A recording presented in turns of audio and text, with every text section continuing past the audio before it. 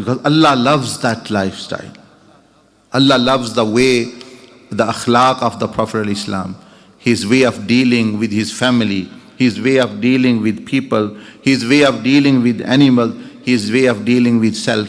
From all points of view, Allah, because it is the perfect one. So third lesson was that keep the prophetic lifestyle, adopt that. You don't actually be content with anything else. Have the best, like we want best water. We can drink water from the tap. Why people drink water from the bottled water? Because they think it might be little best.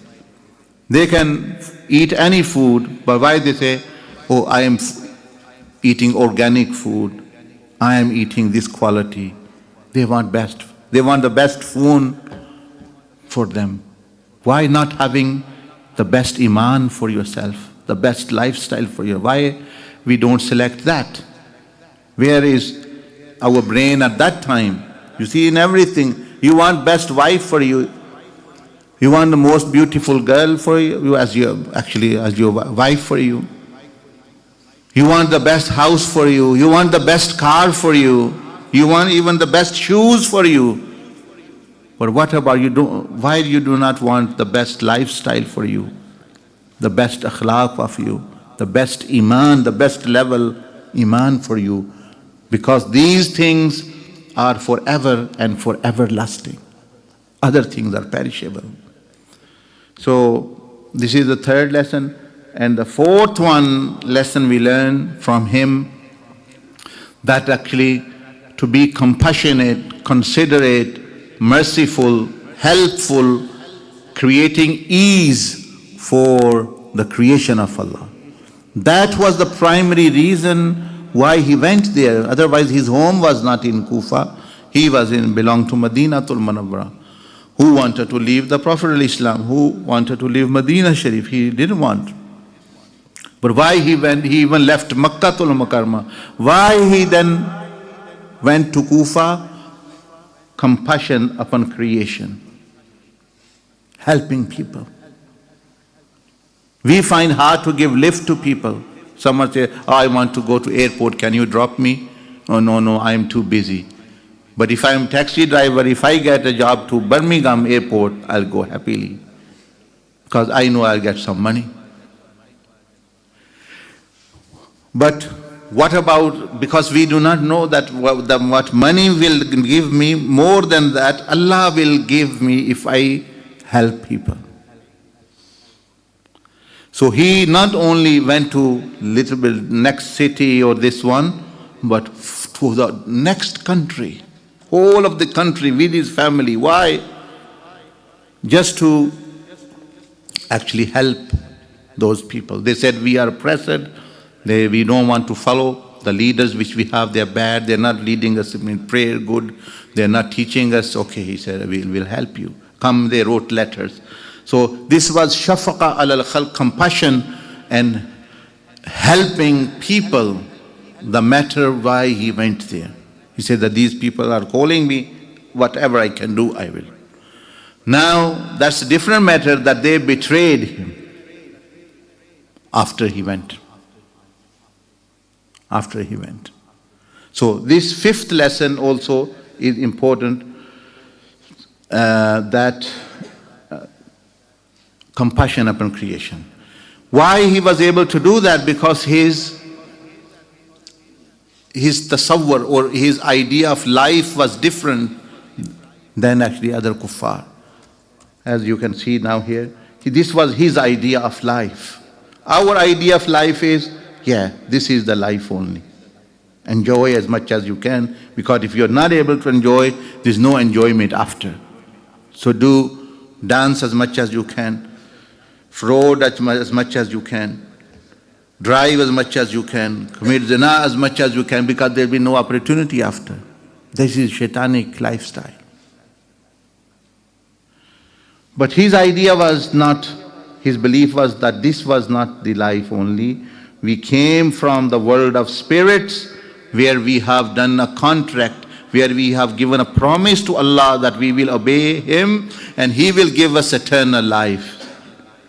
So you fulfill your contract, part of your contract, Allah will fulfill His part. That when you come here now it is time for you to fulfill your part of promise. Then Allah's part of promise starts from after death. Then there will be another world. The wrong ones, the bad ones will go towards the actually punishment and the lower world. The best one, Allah's promise is truth. وَمَنْ أَصْدَقُ مِنَ اللَّهِ قِيلًا. Their graves even will become palaces. Prophet ﷺ said, Al-Qabru Rawdatum min Riyad al-Jannah. They are gardens of Jannah. And the other ones, their graves will become pits of hell. Grave is just a hole, you see. But in actual fact, this is another world where the spirit goes to, where the ruh goes to and lives. In another dimension.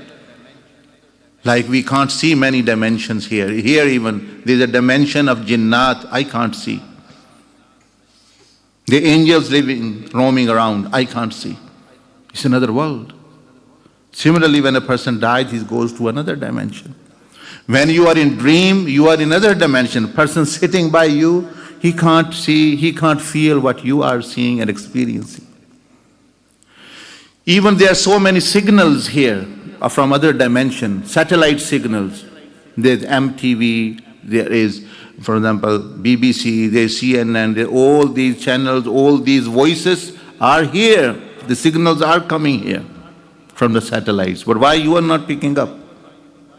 This is, I'm just giving an example of this dunya. In this life, not of akhirah. In this life, all these signal news channels, music channels are coming.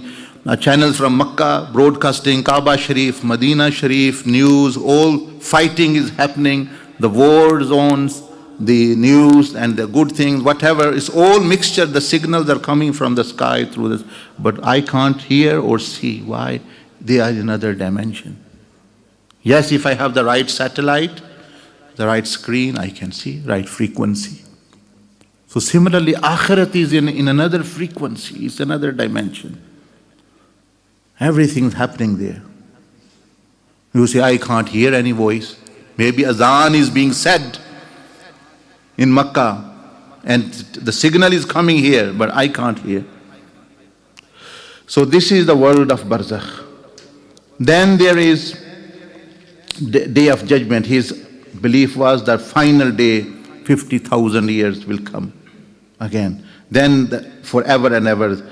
So because he had this idea of life, he could give sacrifice. This dunya didn't bother him, it didn't affect him. But because we forget and we are only too narrow-minded, focusing on here, dunya. Not even on dunya in our country, focusing on that, and then we say, okay, not even country in our city. Some are not even focusing on city, they are focusing on their locality, what's happening, or I am only this one. Some even not that, even their house, their 5-6 bedroom house is their world.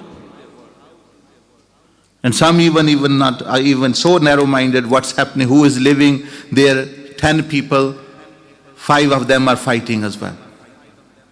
So narrow that even husband and wife sometimes actually they are fight over repetitive. And so narrow, sometimes person ends up fighting with himself. Yes, these people who are depressed, stressed, they are fighting with themselves. They say, oh, I am not happy. Who are you not happy with? With myself.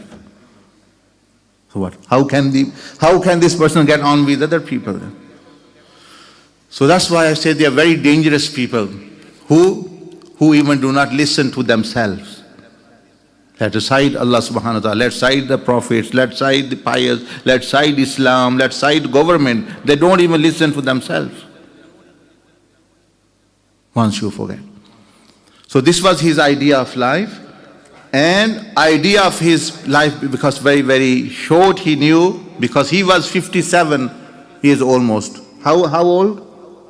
57. But so he knew that my 22 years have gone in his sleep. 13 years I spent in childhood. 15 years I have been struggling. 2 years actually for tahara and washing and washroom and 1-2 years in problems, and so the remaining is only 6 years from 60 years. So these people have very realistic view of life, not artificial view.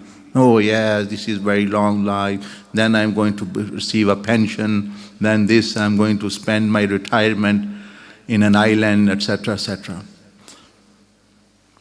Yes, do think about retirement. You retire after death, not before death. Until you're living, you have obligations on yourself. The real retirement starts after death. The Muslim's retirement starts after death. That now we don't have to do anything just to enjoy. Here, so what's the use? You are going in an island, now you're 70 years old, retirement, you can't drive your car, your hands are shaking. You can't see the beauty of the trees. The trees seem like all blurry to you. You can't eat the food, actually, because the digestion system is gone. तो क्या फायदा उस retirement का? So the real retirement is after, when Allah subhanahu wa ta'ala give you super bodies which actually can tolerate and which can bear, which do not grow old, which do not go frail, no illness, nothing. So real life is 7. So what you have to do is, teachings of Sayyidina Imam Hussain radiallahu anhu in Karbala, what he gave, he said, my hands can be cut, but they will not disobey Allah. So these are the 7 organs he gave, because our path and way, Tareeqah, comes from him. He is the master of Tareeqah Muhammadiyah, actually, Sayyidina Imam Hussain.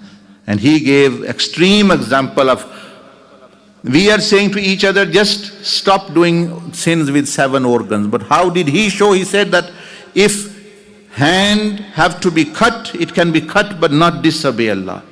If ears, eyes, tongue, his whole head was cut, he said, but not disobeying Allah subhanahu wa ta'ala. His stomach, horses trampled over his stomach, but haram food did not enter his stomach.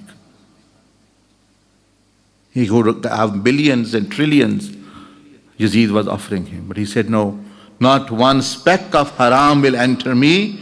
Yes, if horses run over my body, that can be tolerated, but not.